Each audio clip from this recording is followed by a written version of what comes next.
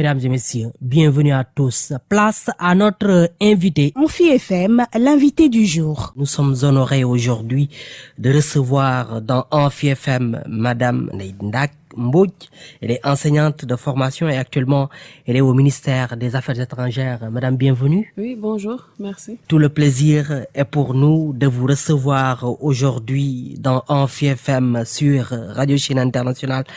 Vous êtes enseignante de formation. Alors, vous avez embrassé ce métier-là depuis quand est-ce? Je l'ai embrassé en 2008. C'est l'année à laquelle j'ai commencé. 2008. Et vous avez... J'ai enseigné de 2008 à 2011. Quel établissement? À l'école élémentaire du Point 2. Point E2. Oui. Donc, ici tout près. Ici tout près, oui. Ah oui, vous êtes chez vous.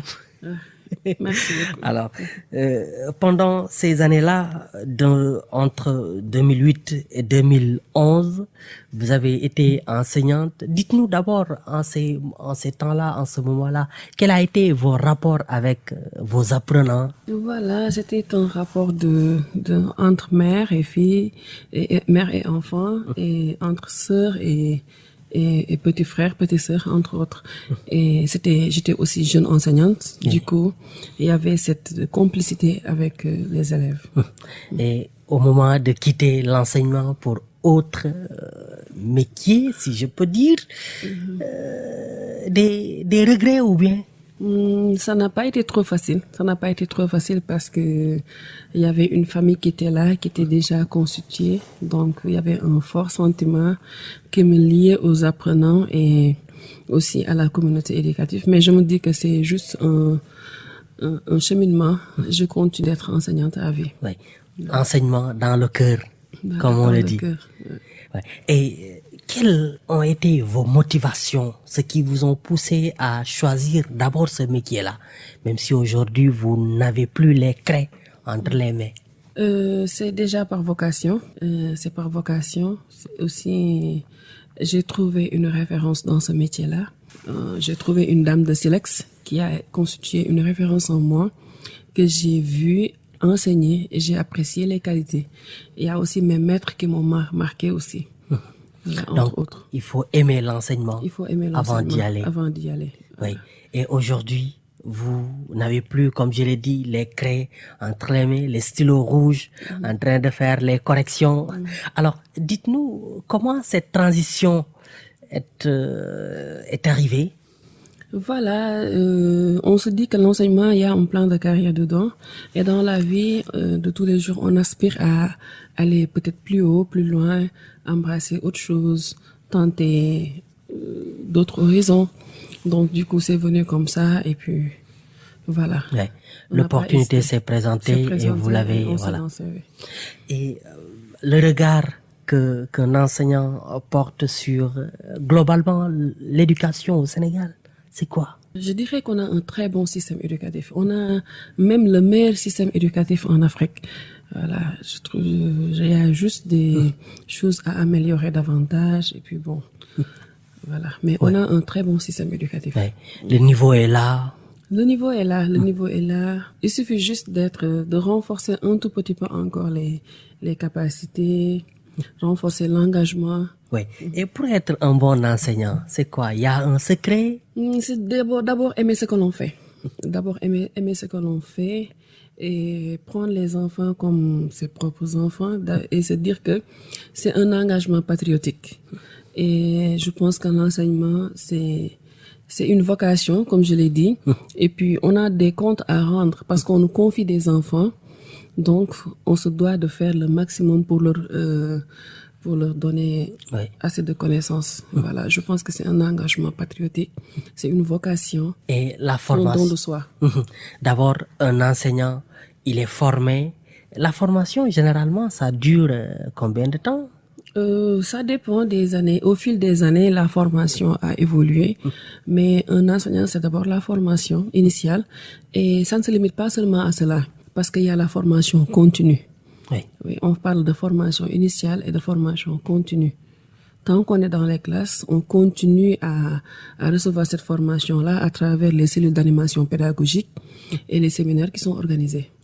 Et au-delà, avant de venir en classe, d'abord, il y a une préparation qui se fait, Oui, une ça, fiche. ça c'est primordial, c'est essentiel.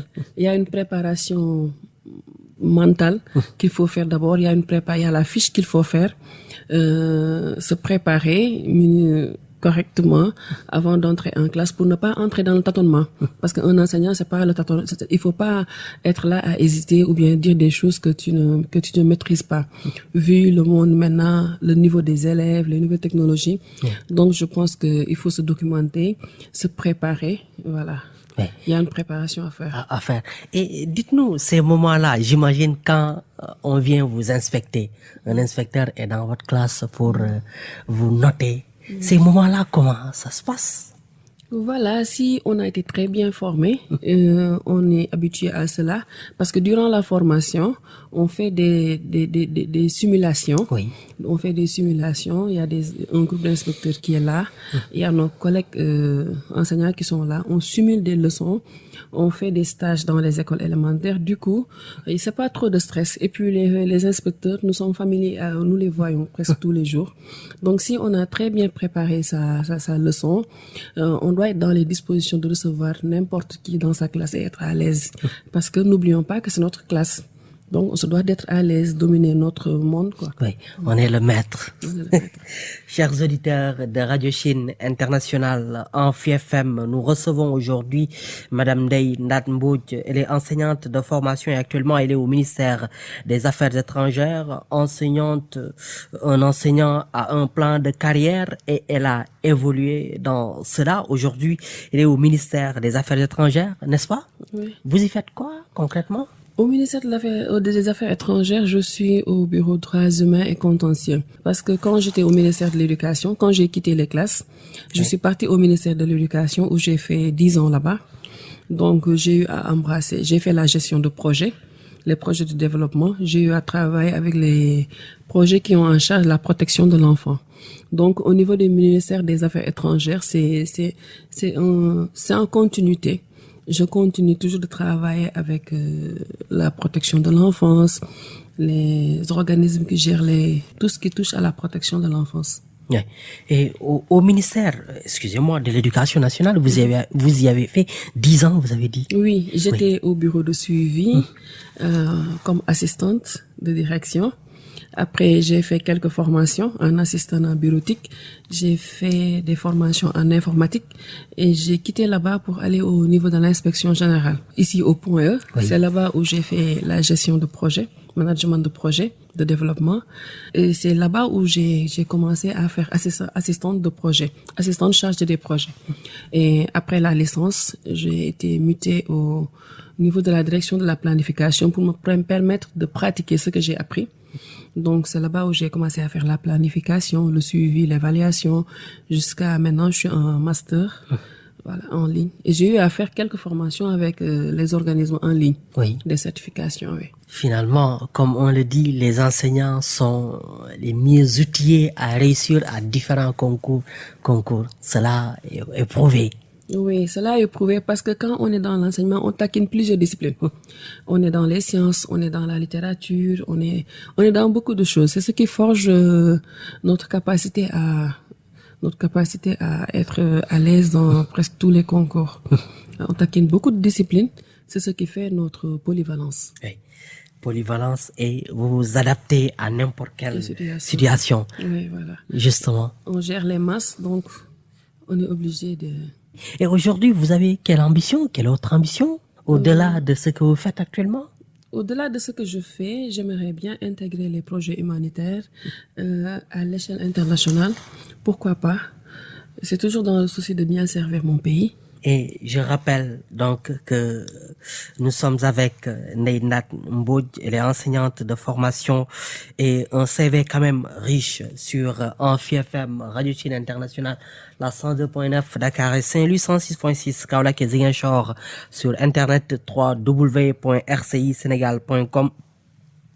Vous avez également visité la Chine. C'était quand est-ce? C'était en 2019. Et je l'ai dit tantôt, si c'était à refaire, j'allais le faire. Parce que j'ai été tellement marquée par l'accueil. Les Chinois sont travailleurs, ils sont ponctuels, ils sont rompus à la tâche. Et la propreté aussi m'a marquée. Et c'est un pays vert. On a rencontré beaucoup de villes vertes. Voilà. Ils donnent un sens à la protection de l'environnement.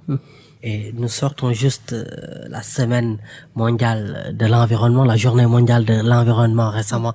Cela vous avez pensé certainement à ces villes vertes dont vous avez découvert. Exactement, exactement. Ça m'a beaucoup marqué et ça me touche jusqu'à présent. Et je me dis que chacun de nous peut essayer un tout petit peu de donner une petite touche à l'environnement. Pourquoi pas devant chez nous, dans notre maison, on tenterait mieux de s'y atteler. Voilà. L'environnement est à protéger justement, à mieux s'occuper d'elle afin que nous laissons à la future génération justement les bienfaits de cette dernière. Alors, et vous avez fait 21 jours en Chine. Oui. Dites-nous, durant votre séjour, côté nourriture, qu'est-ce que vous avez découvert? Là, si je le dis, je pense que les Falènes ou bien les Gaïennes vont me tutoyer. Oui. Mais je peux vous dire que c'est une nourriture très saine. Oui. Très saine, et puis il y a de la variété, très épicée. J'étais pas dépaysée. Oui. En fait, tout ce que j'ai aimé ici au Sénégal, je l'ai retrouvé là-bas. Et en plus, je me dis même que les produits que j'ai mangés là-bas, est-ce que c'est pas beaucoup plus bio qu'ici au Sénégal? J'ai trouvé là-bas beaucoup de fruits, de légumes. Vraiment, c'était bien. On était très bien servis et puis... Et vous étiez combien dans le groupe en tant que Sénégalais ou bien Africain? On était deux Sénégalais. Il y avait deux Sénégalais. Il y avait des gens de l'Afrique de l'Ouest, voilà, Afrique centrale. Voilà, c'était une communauté qui était là. On sentait même pas qu'on était Sénégalais seulement. Oui. On se disait qu'on est Africain. On a partagé 21 jours forts en émotion. Et puis, in fine, on ne voulait même pas rentrer. Oui. Et vous avez eu à tisser davantage des liens. Davantage. On a jusqu'à présent, on a un groupe WhatsApp qui s'appelle Afrique Chine 2019. Et on entretient toujours des relations. On s'envoie des informations. Quand il y a des matchs, au niveau des Comores ou bien les Congolais, on s'envoie des messages de soutien. On échange sur beaucoup de choses. Récemment même, il y a les amis maliens qui m'ont invité là-bas. Je pense que je vais attendre un tout petit peu après l'attention, je vais partir. Oui, justement, pour matérialiser tout cela, je rappelle que nous sommes donc avec notre invitée principale, Ndeye Ndak Mbodj. Elle est enseignante de formation, elle est polyvalente, on ose le dire. Aujourd'hui, vous êtes dans les activités aussi. Dans les activités, oui, bien sûr. Oui. Quel genre d'activité? Peut-être dans la formation. Je suis dans la formation et le coaching de quelques femmes. Oui. Pour leur permettre de booster leur entreprise. Il y a des femmes qui font le commerce, des femmes qui sont dans l'immobilier. Voilà, ils demandent des conseils, des contacts, des échanges. On est aussi dans le développement personnel et tout cela. Et généralement, comment ça se passe avec vos contacts? Oui, dans le monde des affaires, souvent ils viennent, elles savent pas comment faire le benchmarking, comment on crée une entreprise, comment faire pour amener l'entreprise de l'avant, comment mesurer l'intensité concurrentielle. Donc, avec notre petite expérience, on est dans cela. Et puis bon, pour les contacts, on a des contacts sûrs en Chine. Via quelques membres de notre famille ou bien quelques connaissances. Donc, comme c'est des contacts sûrs, on met en rapport les entrepreneurs avec ces contacts-là. Ils leur envoient leur catalogue, ils choisissent et ils vont payer à la livraison et ils écoulent leur marché. C'est comme ça que ça se passe. Alors, nous sommes donc avec Ndeye Ndak Mbodj, enseignante de formation. Elle est actuellement au ministère des Affaires étrangères. Elle a eu à visiter la Chine en 2019. Donc, elle est aujourd'hui dans la formation et le coaching, le développement personnel. Donc, cela a de beaux jours devant nous, le développement personnel, puisque actuellement on parle de cela, la confiance en soi, Voilà. comment valoriser ses compétences. Voilà. Oui. Exactement. Donc, c'est ce que je dis aux femmes ou bien aux gens qui sont proches de moi. Je leur dis que il ne faut s'attacher à rien ni personne. Parce que tout ce qu'on aime un jour, ça peut nous quitter. Donc, on va vivre cela dès à présent. Donc, on n'aura pas de soucis. C'est ce qui m'a pris quand je devais quitter les classes Oui. pour rejoindre un autre lieu de service. Je me suis dit que je ne m'attache à rien ni personne. Voilà. Donc, du coup, même si je reste, les gens là peuvent me quitter. Oui. Donc, du coup, je vais essayer d'aller de l'avant, garder nos relations et voilà, continuer mon travail. Pour être professionnel, il faut éviter souvent quelques sentiments. Comme le disait Volière dans Vol de nuit. Il dit, aimez cela que vous commandez sans le leur dire. Oui. Donc, on peut rester professionnel, rester en contact, mais les sentiments ne doivent pas trop influer dans nos relations quotidiennes, sinon on risque de ne pas être professionnel. On imagine bien que vous aimez la lecture. Oui, Oui. c'est normal. C'est normal. La lecture, c'est la vie. C'est la vie. Donc, il y a une connaissance livresque qui est là, qu'on ne peut pas enlever. Et je me rappelle quand j'étais toute petite, Oui. mon père, à chaque fois qu'il revenait de voyage, il n'amène pas d'habits, il n'amène pas de bonbons. Il n'amène que des livres. Oui. Il te dit, ce livre-là, tu me le résumes en 3 jours. Il te donne un livre de 290 pages. Oui. Il te demande de le réviser en 3 jours et de lui donner la note. Donc, du coup, c'est là-bas où on a pris le goût de la lecture. Et je me dis qu'en tant qu'une bonne enseignante ou bien un bon enseignant doit lire. Et c'est le mal qu'on rencontre maintenant. Nos enfants ne lisent plus. Oui. Voilà. Avec l'Internet, les réseaux sociaux, on a tendance à tourner le dos à la On a lecture. tendance à tourner le dos à la lecture. Et comme le disaient les psychologues, il y a une addiction au smartphone qui fait que les enfants n'ont que sous forme papier de lire. Oui. Voilà, ils sont là, ils sont collés à l'Internet, WhatsApp, etc.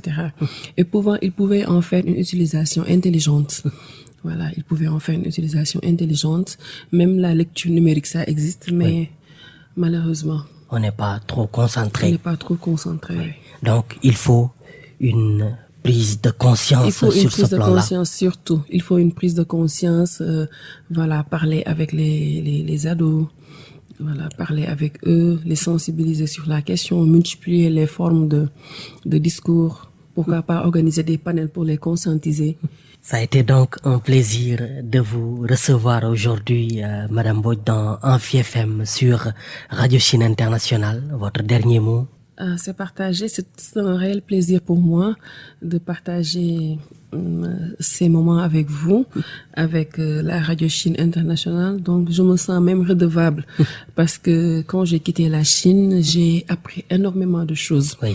J'ai eu à revoir ma copie. Donc ça, je ne remercierai jamais le gouvernement chinois pour ça. Et je vous dis que j'ai été très bien accueillie. Voilà, vous êtes des professionnels. Ça s'est très bien passé, l'entretien. Et puis, j'invite aussi la population à venir découvrir Radio Chine Internationale parce que vous faites un excellent travail.